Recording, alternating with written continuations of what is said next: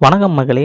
நம்மளுடைய இந்த ஃப்ரீலான்சிங் ஜர்னில இன்னைக்கு நாம கண்டியில இருக்கிற கிராண்ட் கேண்டியன் அப்படின்ற ஒரு 5 ஸ்டார் ஹோட்டல்ல தாங்க ஸ்டே பண்ணியிருக்கோம்.